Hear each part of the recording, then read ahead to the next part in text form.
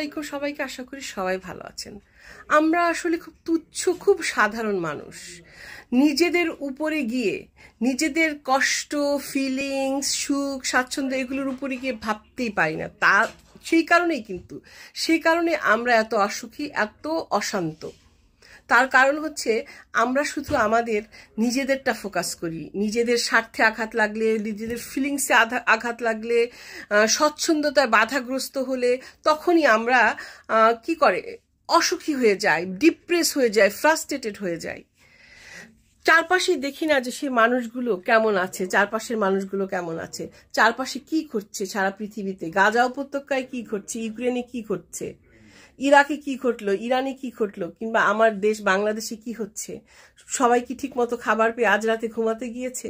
আমরা যদি এই জিনিসগুলো ভাবি তবে দেখবেন যে মনের এত অশান্ত যে ভাবটা আছে কিছুটা কমে যাবে। আমরা সবসময় না পাওয়ার দিকে ফোকাস করি, না পাওয়ার বেদনা থাকে, ছোট ছোট স্বার্থপরতা, ছোট ছোট ক্রোধ, হিংসা নিয়ে সারাদিন ব্যস্ত থাকি। ওর উঠে আছে, আমার নাই, কেন নাই? ওর মেয়ে জিপিএ 5 পেয়েছে, আমার মেয়ে কেন পেল না? হিংসা, বিদ্বেষ এগুলো নিয়ে। কমান, পৃথিবীতে আরো অনেক বড় বড় জিনিস ঘটছে, বড় বড় জিনিস ঘটে। আপনার স্বার্থের ঊর্ধ্বে গিয়ে একটু ভাবুন। সে শিশুটার কথা, যে শিশুটা দেখেছে তার বাবা মাকে শেষ নিঃশ্বাস ত্যাগ করতে, যে শিশুটা দেখেছে তার নিজের বাড়ি আস্তে আস্তে ধসে পড়েছে, তখন তার কেমন লেগেছিল, তখন সে কি ভেবেছিল। একটু ভেবে দেখুন। আপনার কোনো কাছের মানুষ আপনার সাথে নেই হয়তো আজ। সে মানুষটা কোভিডে মারা গেছে, কিংবা কোনো ডেডলি ডিজিজে মারা গেছে।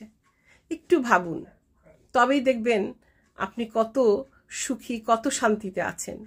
নিজেকে বাদ দিয়ে একটু চারপাশে দেখুন এবং একটু ভাবুন, তবেই দেখবেন যত ডিপ্রেশন, যত ফ্রাস্ট্রেশন সব কমে যাবে। Trust me.